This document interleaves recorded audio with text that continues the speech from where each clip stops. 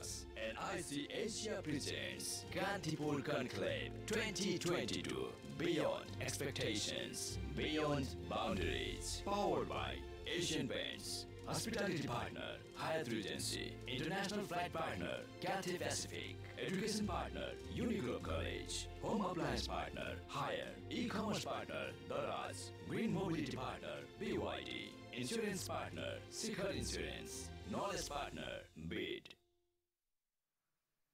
A very good morning. Excellencies, distinguished guests, dignitaries, government officials, representatives from the private and public sectors, panelists, speakers, ladies and gentlemen, and to everyone watching us live via Kantipur Television HD, Kantipur Cineplex HD, and e-Kantipur, welcome to Kantipur Conclave, Beyond Expectations, Beyond Boundaries. I am Sadiksha Shrestha, and I'm absolutely delighted to be hosting this conclave that has brought together thought leaders from across various fields to envision challenges into opportunities and understand what happened in the past, what is happening in the present, and what may happen in the future. Acknowledging our chief guest for the event, Right Honorable Prime Minister Mr. Sher Deuba, and taking his permission along with our chair, we would now like to begin this session. And for the welcome remarks, may I please invite on stage the Chairman and Managing Director of Kantipur Media Group, Mr. Kailash Sirohiya.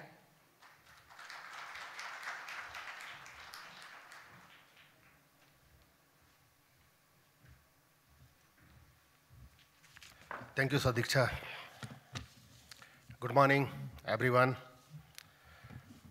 Right.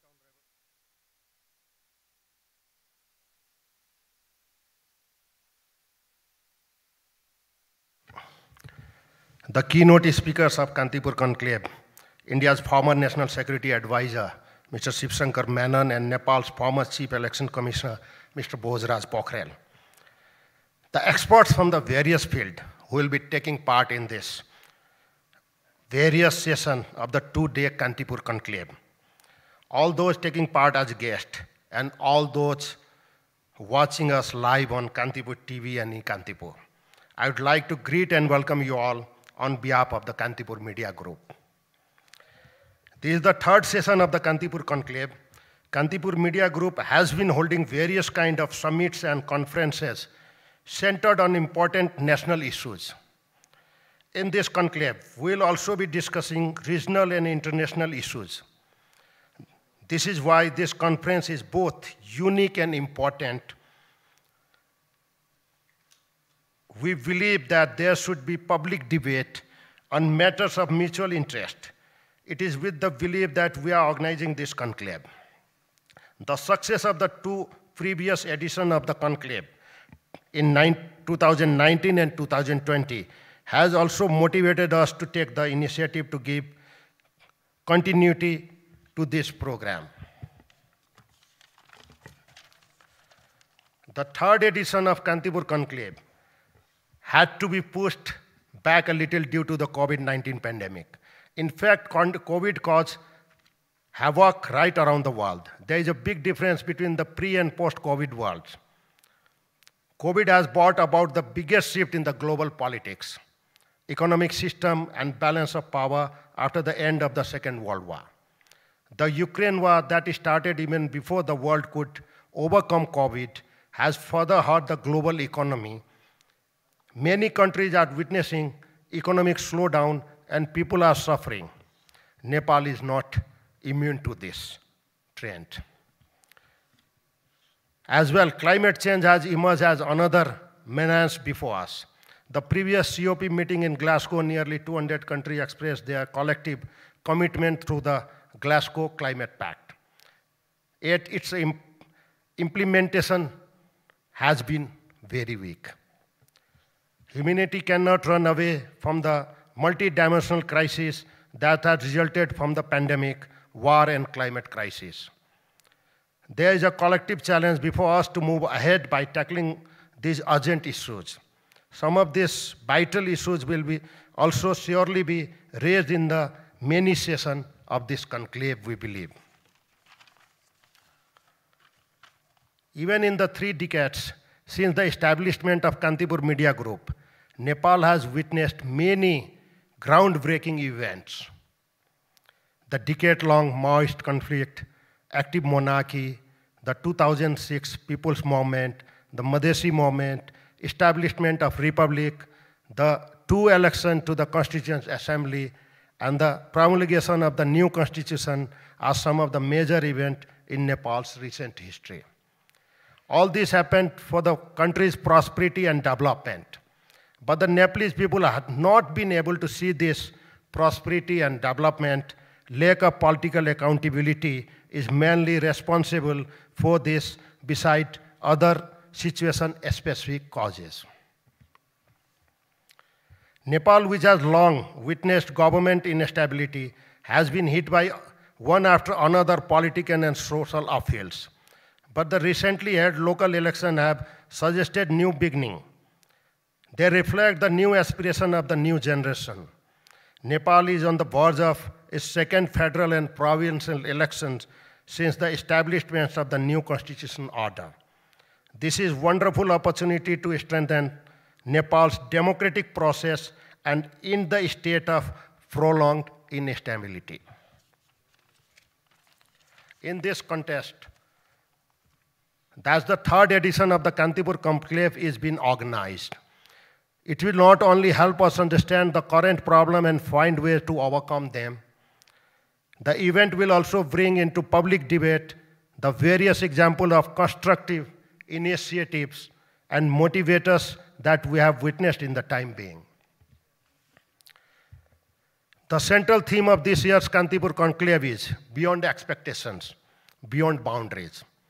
This also respects the human desire not to be confined with the set boundaries. The main goal of the Kantipur Media Group's annual Kantipur Conclave is to get experts from in and outside the country to intensively discuss the country's economy and social progress and transformations, and to find out more constructive way forward. This is why in the 2 days of the program, we will discuss political, geopolitics, economy, energy, climate change, gender equality, digital transformation, soft power, political dialogue, music, and various other issues. Addressing the 12th session of the conclave will be 52 different speakers who are going to have the discourse. I believe this program will help connect Nepal and Nepalese with the rest of the world and engage in deep discussion on issues of current and future interest. Behind the success of each of our program are our readers, viewers, listeners, and sponsors. I'd like to express my special thanks to them. In the end, once again, I would like to welcome and express my gratitude to the Right Honorable Prime Minister, Mr. Sher Bahadur Deuba, and all the others who have made time to take part in this program. Thank you.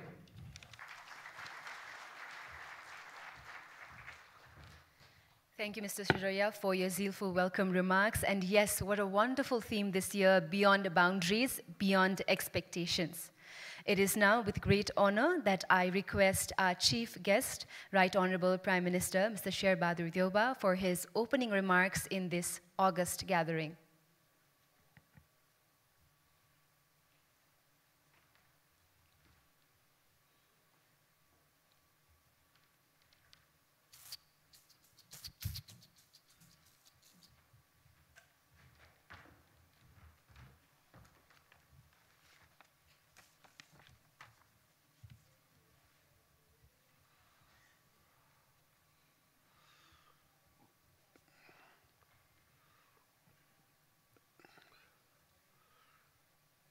Chairman of Kantipur Media Group, Kailash ji, distinguished guests, ladies and gentlemen,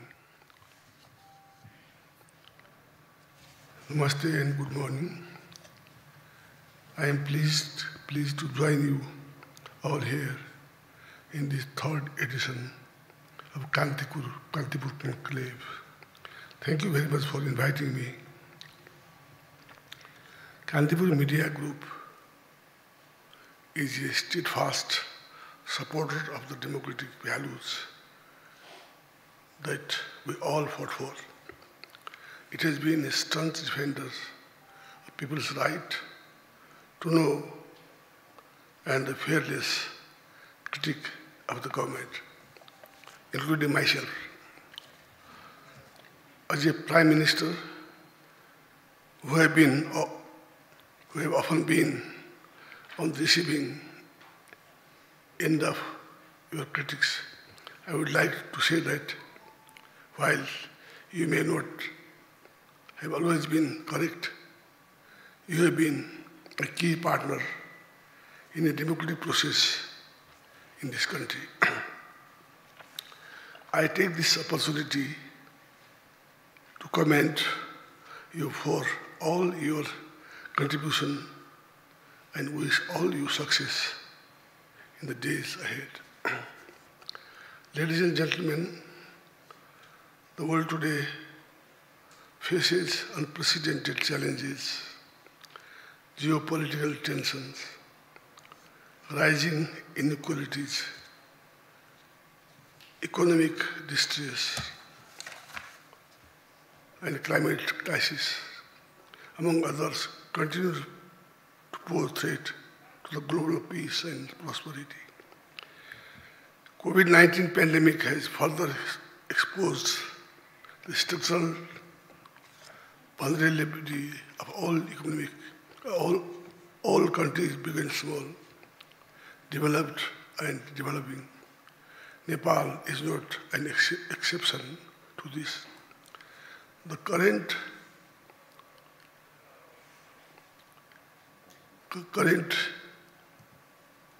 cascading crisis, mostly not of our own making, have been hindering our efforts to climate and development ladders. However, we are aware of our challenges. Our topmost priority to ensure a resilient recovery from the pandemic. This means accelerated action in economic recovery, expansion of the social protection system, and investment in people. I am pleased to inform you that as today, 94% of our target population has been fully vaccinated against COVID-19, with 96% receiving at least one dose. The government is committed to double its efforts to ensure sustainable recovery and remain better prepared for future crises of this nature. Secondly, the surge of demand, the surge of demand of consumer goods, increased inflation, and the pressure on foreign exchanges result with some formidable challenges for this. The crisis in Ukraine added further woes to the worries, but we have been able to tackle these problems with sensible monetary and fiscal policies. These have started to turn around the world, around the last few months, with increasing flow of remittances and tourist arrival, decreasing petroleum prices. We expect economic situation to improve in these days ahead. Having said this, it will be equally crucial to continue investing in the sector vital to reduce poverty, create jobs, ensure food security and quality education. We need to do more to modernize infrastructure, transportation network, and take concerned efforts to reduce trade deficit. Thirdly, Nepal is one of the hotspots to climate crisis. Our people have been bearing disappropriate burden of the climate change. Disappropriate burden of climate change with increased frequency of landslide, flood, and wildfire. According to one estimate, our average annual material loss due to flood alone is 140 million US dollars. To combat climate change and ensure that local vulnerability are properly addressed, we have implemented local adaptation plan.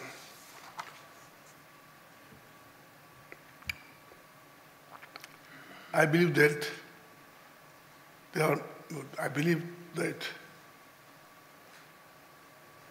they are more than just periodic elections.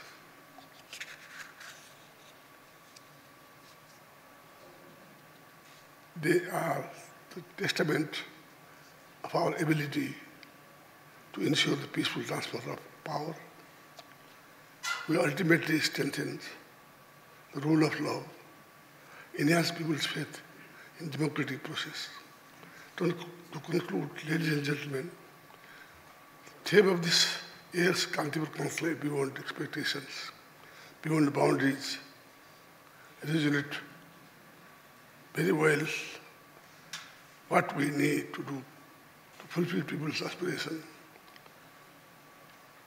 We must realize our potential to move beyond boundaries and work collectively to reshape our future. The role of partners, including the media sector, will be very much critical in this regard. I wish this edition of Kantipur Conclave all success. Thank you very much.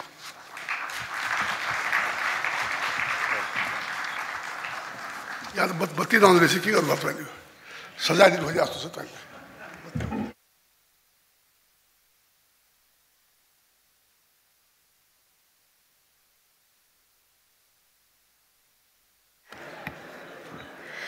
Our gratitude towards Right Honorable Prime Minister of Nepal, Mr. Sher Deuba, for his opening remarks and for accepting our invitation in being a part of Kantipur Conclave 2022. We would now like to invite our keynote speakers for this opening session of Kantipur Conclave. Firstly, we'd like to invite Professor Shivshankar Menon on stage for his keynote address. He's currently the visiting professor at Ashoka University, India, and chair of the Ashoka Center for China Studies. He has also published Choices Inside the Making of Indian Foreign Policy in 2016 and India and Asian Geopolitics, the Past, Present in April 2021. Ladies and gentlemen, please to join me in welcoming with a big, big round of applause, Professor Menon on stage.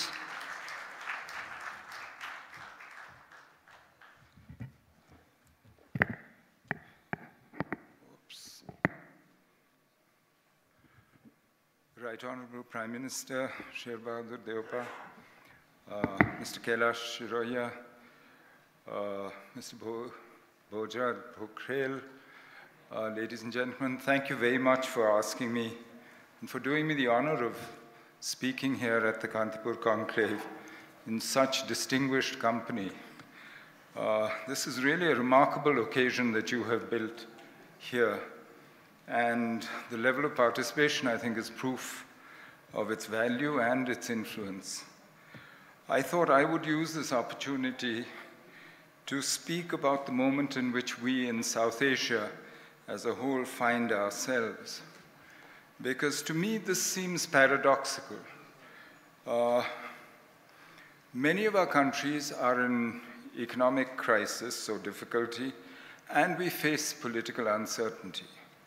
And yet, to my mind, we have a moment of geopolitical and economic opportunity. Let me try and expand on this. Many describe our present condition as a crisis. In the last year and a half, 5 governments in South Asia have changed, not all of them in an orderly or predictable or expected way. 3 of our countries are in advanced stages of talks with the IMF and the international community on how to deal with their debt crises, and others might have to follow. And our economies are reeling from what the Honorable Prime Minister just mentioned, from the global economic slowdown, from the real prospect of a recession in some of the advanced countries, and from the effects from the fall in our tourism, remittance, other earnings thanks to the pandemic, and now by the second-order effects of the war in Ukraine. Now, this is not unique to South Asia. We are not alone in our economic troubles. The IMF says that something like 53 countries around the world, developing countries, face the possibility of extreme debt stress. But what makes this truly worrying, to my mind, is the fact that we have seen this coming for years. Some of us have been warning about it, and we've done precious little about it when you look at the international community as a whole. When you look at the big challenges, this developing country, debt crisis, climate change, other pandemic, other transnational or international challenges, I think, frankly, based on the recent experience, we should have low or no expectations of the international order. We can't look to the world for answers or solutions to our present crisis. So if this is how I see the situation, how can I say that we may have a moment of geopolitical and economic opportunity? Let's begin with the geopolitics. Today, South Asia is at the center of global geopolitics, and that creates an opportunity for us if we are bold enough to take it. The world is now in a transition from a US or Western-led post-World War II order to something that we can only dimly discern through a glass darkly, as it were, and the nature of which is still to be determined. I call this a world between orders, a world adrift. And whether it's globalization or the world economy, global politics, they're all in trouble and are changing. And the signs are all around us in the return of great power rivalry, in the rise of China and in the US-China strategic contention. It has engendered in the hotspots, which are all alive again, from the Senkakus through Taiwan, South China Sea, India-China border, to all the way to Yemen, Ukraine. Notice that these hotspots surround us in South Asia. And, as I mentioned, the inability of the international community to respond to these challenges in any meaningful way. So, as a result, global geopolitics are more fraught than they've ever been for a long time. And we, therefore, have to deal with contention. You know this in Nepal. You are being courted to be part of both the BRI and the free and open Indo-Pacific. And you know what great power rivalry is happening. But the reaction across the world, say to Western sanctions against Russia after the Ukraine war, suggests that most countries seek an alternative. They don't want to have to choose sides in this geopolitical rivalry of the great powers. They want to find a third way, a way which actually addresses the problems that they face. And they don't want to be caught up in other people's quarrels. So we in South Asia are not alone in this either. But one unfortunate effect of this great power rivalry, and of this fraught international politics has been to make the international organizations weaker and more ineffective than they have been ever since World War II. We saw this during the pandemic, when, frankly, the international response was pathetic, with powers trying to score debating points, gain political advantage, rather than dealing with the humanitarian crisis that we all faced. But we shouldn't be surprised, because after all, these are organizations which are composed of member states. If those member states are quarreling, they're not going to make these organizations effective or let them do their job. So the other change that has really brought South Asia to the center stage is the fact that both the economic and the political center of gravity of the world is now in Asia. Asia is central, whether as a locus of production of the globe's goods, or whether as the place where the global balance of power is being determined. And South Asia is beside the most dynamic economies in the world and the major flashpoints and the hotspots of global politics. So this centrality is unusual for us, at least in the recent past. We're not used to this. During the Cold War, the main geopolitical fault line was in Europe, the Fulda Gap, between the Soviet Union and the US. And quite frankly, that suited many of us. We were quite happy to go our own way, unbothered by the world. But the end of the Cold War, the collapse of the Soviet Union, globalization processes, they changed all that. Our economies, India's economy certainly, and to a lesser or greater extent each of the other South Asian economies, are now integrated into the world economy. Which brings me to the economic opportunity.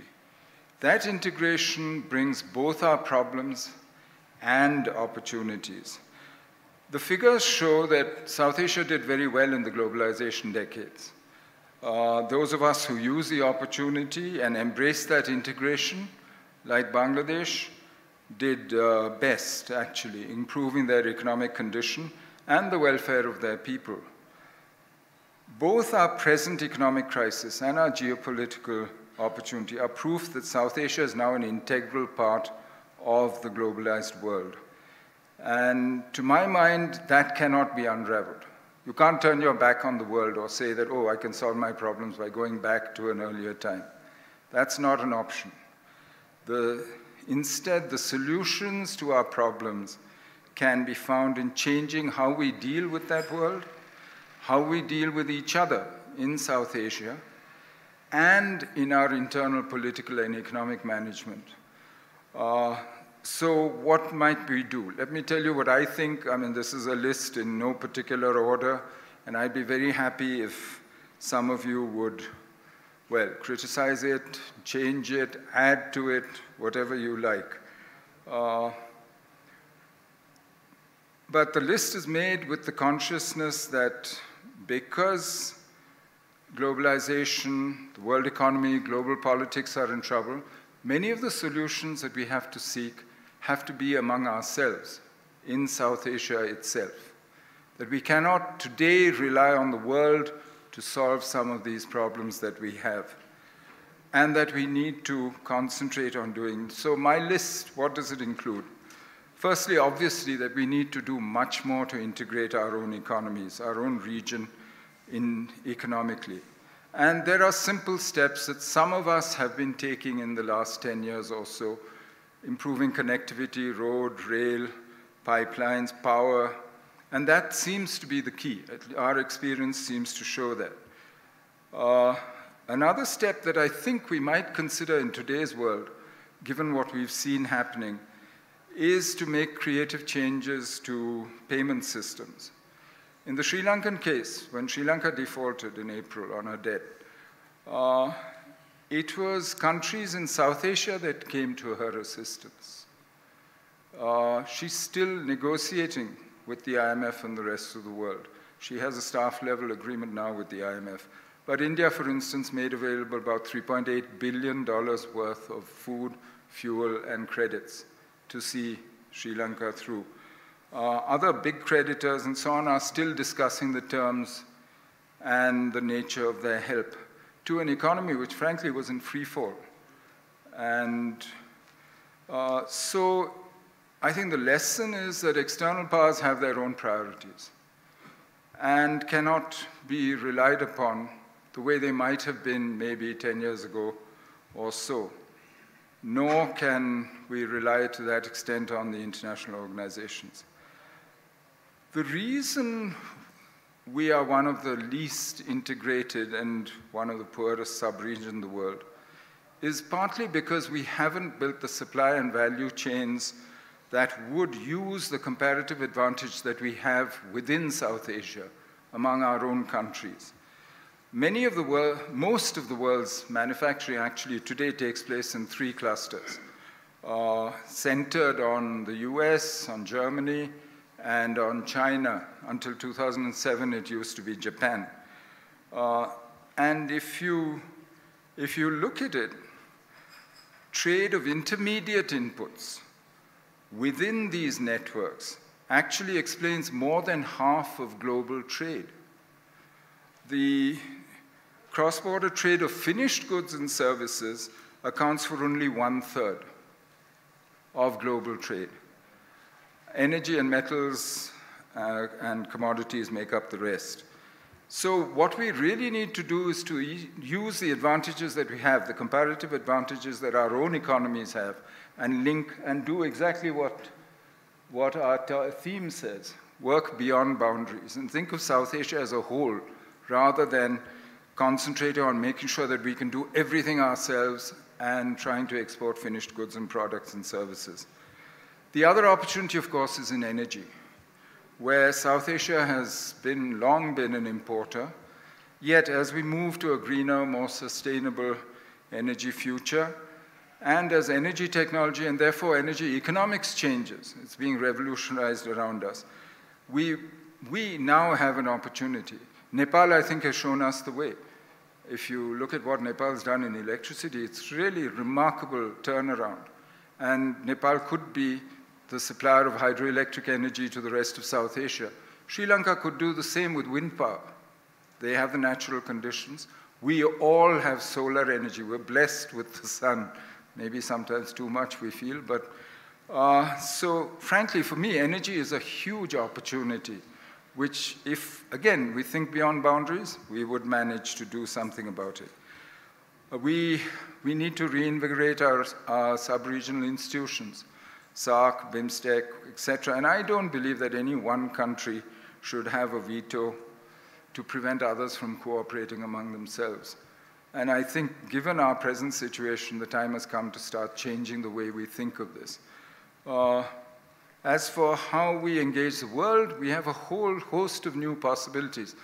Over the last decade, there's a huge South Asian diaspora across the world, which is gaining influence and power in the countries that they've gone to.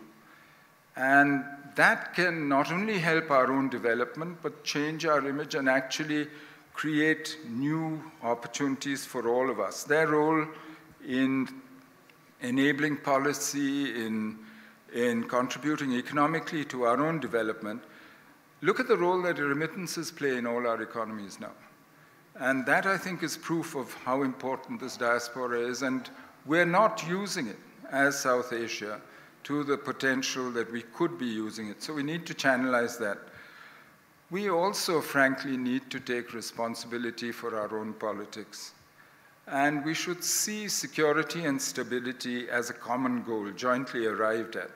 We have good examples of practical cooperation in the subcontinent itself on maritime security, on counterterrorism, and in other areas. Since 2010, we've had maritime security between, say, India, Sri Lanka, Maldives, which we're expanding in the Indian Ocean region.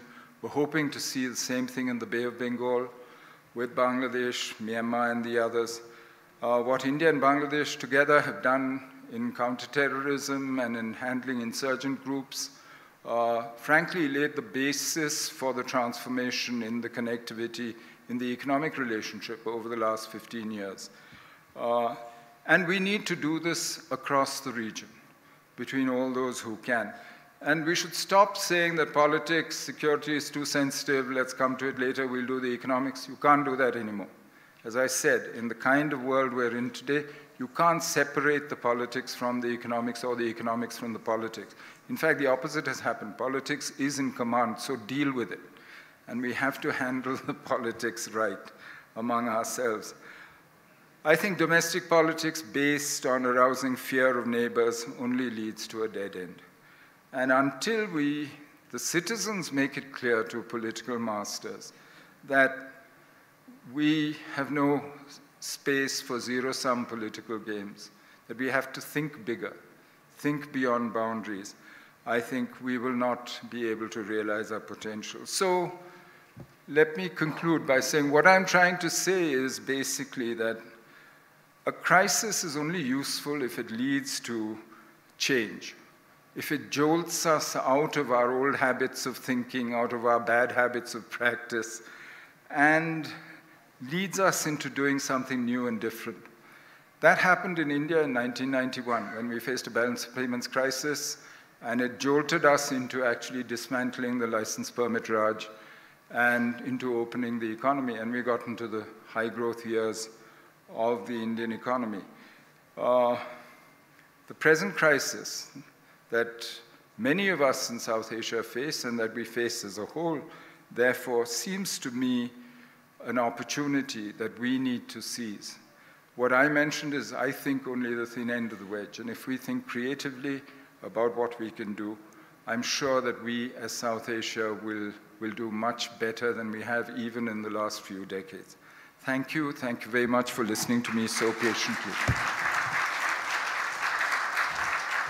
Thank you, Professor Menon, for your keynote. Indeed, it's time that we now start looking for opportunities in obstacles and possibilities in problems.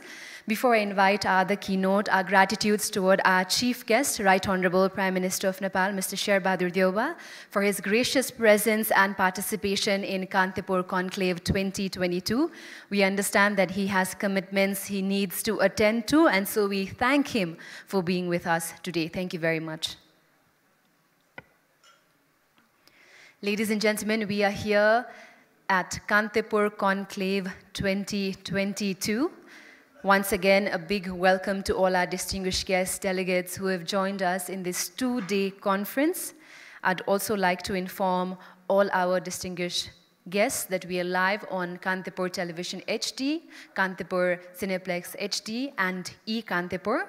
Again, a reminder, in the sessions that will follow, you will be able to ask your questions through the app Events More. So if you haven't already downloaded the app, a humble request to do so, and you can put forward your question and interact with the panelists and our moderators through the app.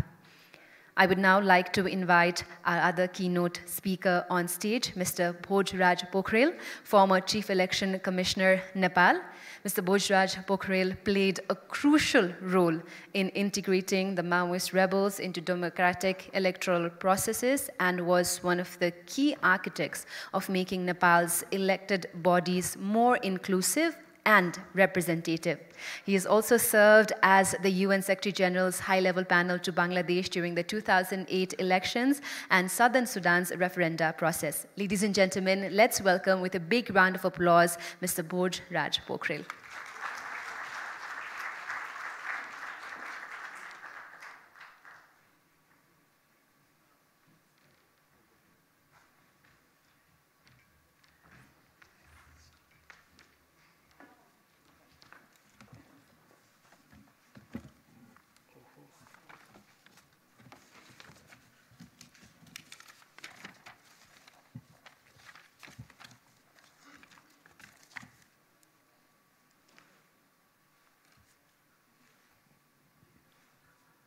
Namaste. I didn't see Mr. Kailash Sirohiya, but he has gone to see off to Prime Minister. Mr. Sirohiya, Right Honorable Prime Minister, he has already left the place. Professor Shivshankar Menon, Excellencies, sisters and brothers. Let me start by thanking Kantipur Publications for giving me an opportunity to share some of my thoughts in this conclave. The planned sessions for today and tomorrow are, I see, very much important in terms of national, regional, and the international perspective. Many of the issues that I am going to touch upon are related to several thematic discussions for today and tomorrow. I stand here to share some of my experiences, especially in democratic governance and elections, and I will be much more focusing on the national level. I would like to begin with a personal story. I was born and raised in a far east remote village. I had to walk 1 hour uphill for an hour to reach my school. I used to carry from home a straw mat to sit on and a wooden plank to write and study under the open sky. We used to write on the clay-coated wooden plank with twigs from the nearby trees. Now, my 5-year-old grandson, who lives thousands of kilometers away, demonstrates his assignment that he completed by giving verbal commands to the computers without using the keyboards. He even teaches me how to use the latest gadgets and sometimes pulls my leg for not knowing how to use them. This is just an example of the astonishing development and adoption of technology across the globe.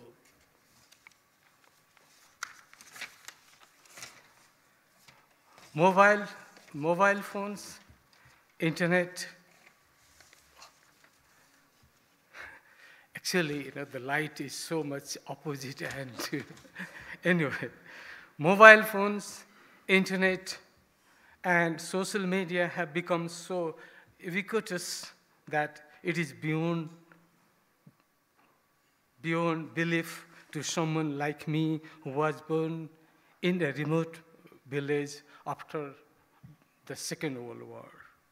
The pace of advancement in technology has made the world smaller.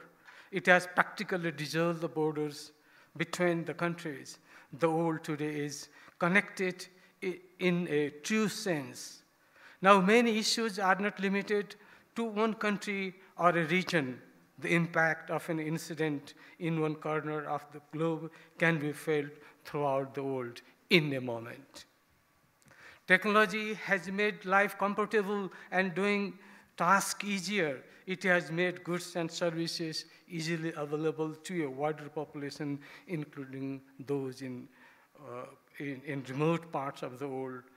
And those goods and services are relatively cheap, thus affordable to the masses.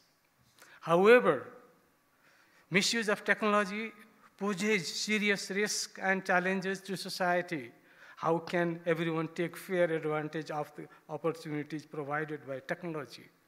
How can we humanize technology? How to deal with the misuse of technology in criminal and terrorist activities, misinformation, cyber war, and similar harmful activities. It has now become imperative for us to prepare ourselves for these challenges, both at national and international level. Furthermore, technological advances and globalization sometimes have unintended consequences. The ongoing COVID-19 pandemic has shown how vulnerable the world is, how a disease can spread from one corner of the world to the rest of the world, and how the incident or accident in one corner of the world can disrupt the entire global supply system mechanism. Within this global context, I would like to shift to my talk closer to our home. Our country, Nepal, has a unique identity in the world due to its geographic and climatic variations. abundant natural resources, rich biodiversity, ethnicity, and culture. But unfortunately, we cannot say with any conviction that Nepal and Nepalese are prosperous and have a bright future ahead. I am sorry to say it. I would like to present a few examples here. One, Nepal has almost unlimited water resources, which Professor Menon also indicated, that which can be used to meet different needs within and outside the country, in particular, drinking water, food security, and clean, sustainable electricity. By harnessing our hydropower, we can not only fulfill our energy needs, but we can also support the needs of other countries in the region. But our water is flowing and is going to waste while we are busy chanting pseudo-nationalistic slogans and are locked in indecision either due to political or personal interest, putting the nation at a loss. Two, as I mentioned earlier, and which is common knowledge that all Nepalese, our country is bestowed with rich biodiversity, spectacular scenic landscapes, and ancient cultures.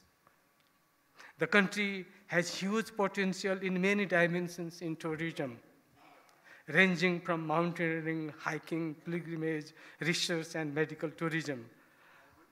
Have we successfully harnessed these possibilities to their fullest extent in a sustainable manner? That's the question.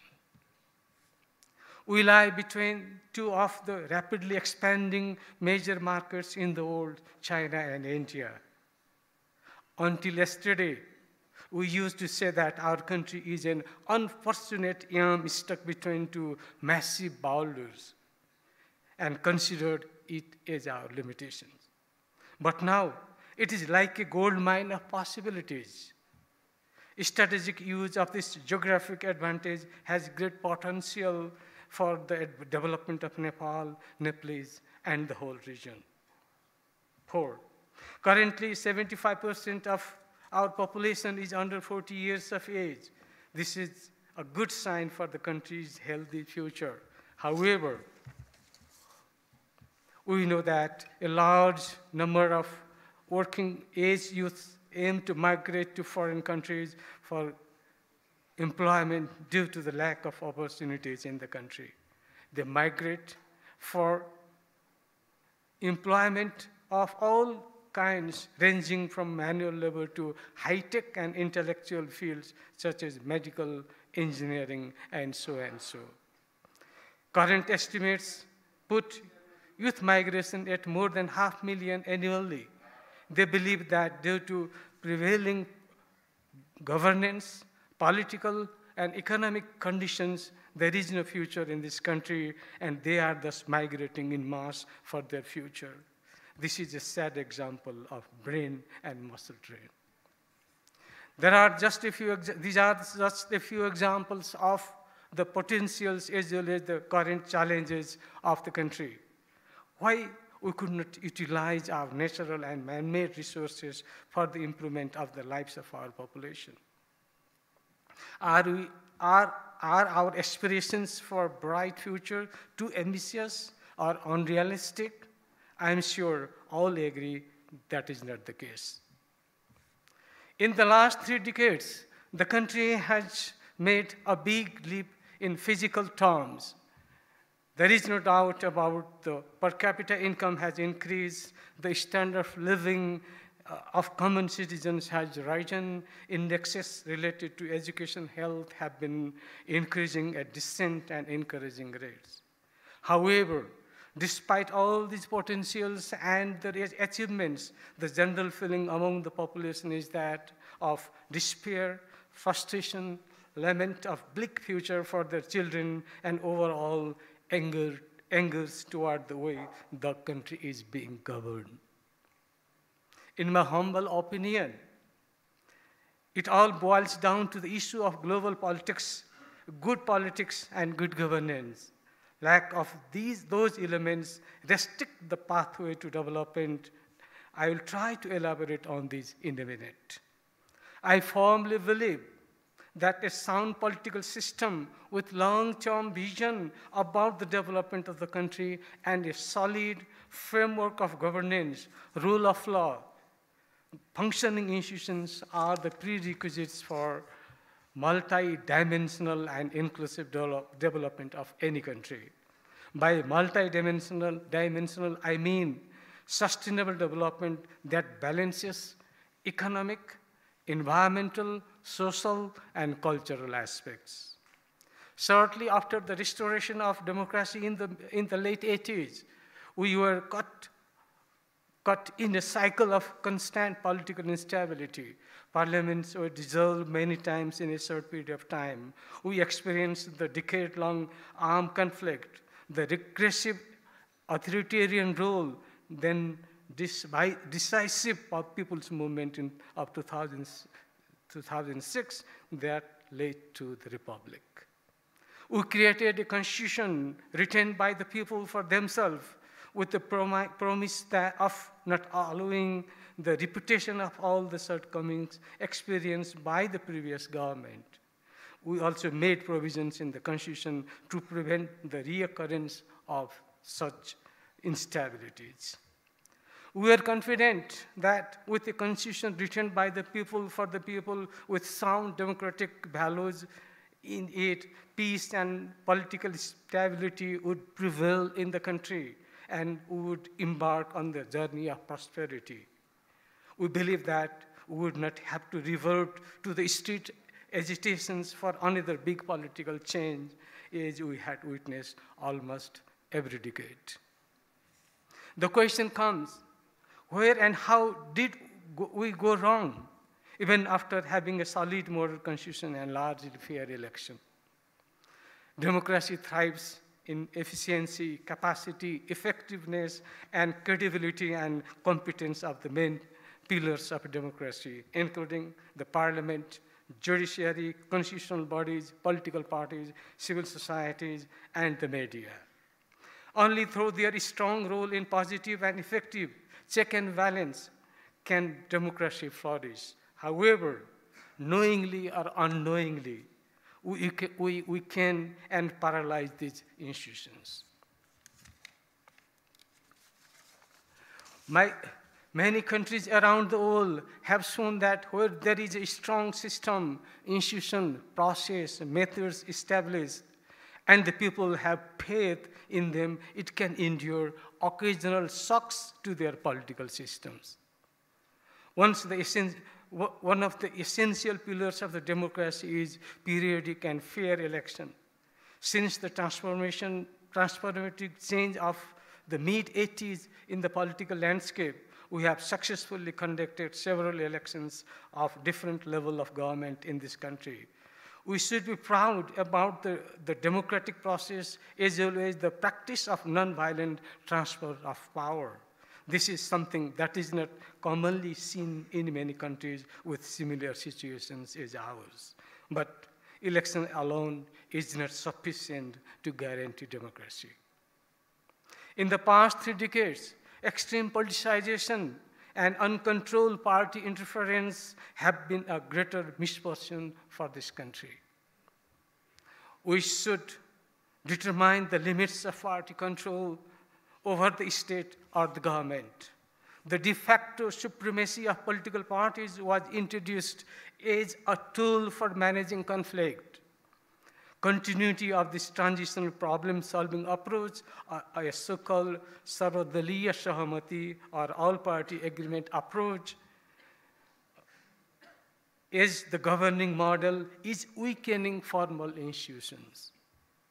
People's basic desire have been undermined by the culture of rule of compromises, where the interest of 2 or more competing political parties come together with little concern for the interest of the people. When the public trusts the governance system and those who run them, they feel assured of their future and that of their children. It is obviously why youths are leaving the country in droves. In that respect, what should the country focus to move forward, in my opinion, the following 5 elements should be our key priorities. First, hope. It should be about how to regenerate hope and instill faith in the public that the country, system, and leadership would address their problems and concerns. Second, trust. Citizens' trust in established institutions, system, and processes is another condition for democratic governance. Third, democratic culture. A culture of encouraging and constructive criticism and being responsive to such criticism with full sincerity. Intellectual discourses on systematic deformities and informing the public about their remedies will strengthen democracy. Fourth, integrity. This is the core value of governance. It generates trust and hope in the citizens, and lack of it creates corruption, despair, and destruction. Impunity has become the constant feature of the state. Lack of credibility is perhaps the key challenge we are facing today. There is a huge gap between what we say and what we do. There is no consistency in our words and behaviors. Let us be consistent in our words and actions. Let us translate our commitments into actions. Fifth, strong institutions. Let us focus our strength in building institutions that are vital for a functional democracy in the true sense. Recently, Boris Johnson stepped down as the UK Prime Minister because he was found crossing the limits set by his own administration to contain COVID-19. But in Nepal, those who organized large gatherings flouting COVID rules were instead feted. When are you going to raise these questions of accountability and morality? Dozens of heads of states or government that I have worked with have engaged themselves from politics once they were out of power. They say one should not interfere after one is out of power. In our case,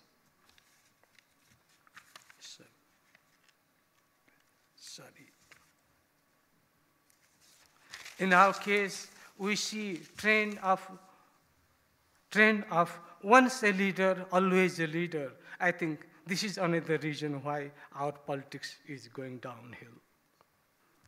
Our experience shows that we have many politicians, but hardly any visionary leader who could rise above their personal or party interest or above the self.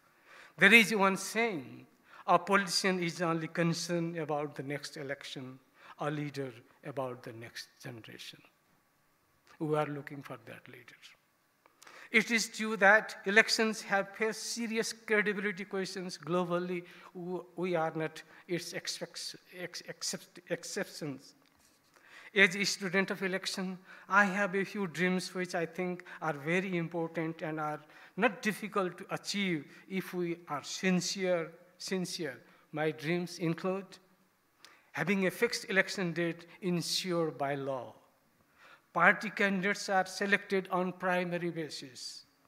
Voters cast their vote with an informed choice without any type of intimidation or personal gains.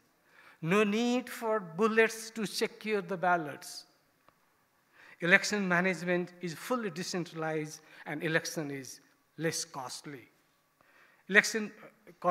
Voters should be allowed to vote from any corner of the world with appropriate technology. I wish I could see them in my lifetime. Despite the grim pictures of the country I painted above, we see light at the end of the tunnel. A group of vibrant youths had jumped into the political process and public affairs to detoxify the systemic mess from within. Our democratic future depends on how we provide space for this group of young people in our political processes. As I said earlier, 3/4 of Nepal's current population is under 40 years of age. In contrast, we observe that only a few from this generation are in the decision-making levels in political parties and the government. Hopefully, those in power will pay urgent attention not to just incorporate the priorities of the younger generation, but also to bring them in decision-making positions as quickly as possible. They should have a decisive voice in their own destiny. It is my firm belief that to perform these tasks that make people experience rule of law, we don't have to search for additional resources and additional resources. We don't need to call to any donors. The resources and capacity that we possess are sufficient for it. The only thing that we need is the commitment of the leadership. At this hour, when we are close to the new round of elections, everybody should commit to participate in the elections by voting for qualified leaders, hopefully of the younger generation, with conviction, those who promise not to waste the next 5 years the way we have been doing business in the past. Let us make our target that is to generate hope, hope, and hope. In this age of globalization and connectivity, we have reached a state of world beyond borders. We have many resources and potentials to improve our country, its governance, and the lives of current and future generations. With proper leadership, good governance, and solemn commitment and true patriotism among the political leaders, bureaucrats, intellectuals, media, and the general public, we can achieve progress which may seem beyond expectations. Let us strive for that. I wish the organizers success in addressing the issues on the table. Thank you very much for your attention. Thank you.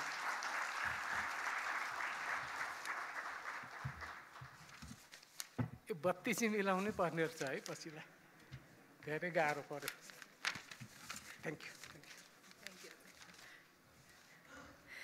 Thank you very much, Mr. Pokharel, for beautifully elaborating on the various aspects of how we can progress with hope, with trust, with democratic culture, with integrity, and with strong institutions. Once again, gratitude towards Mr. Pokharel for your intriguing keynote address.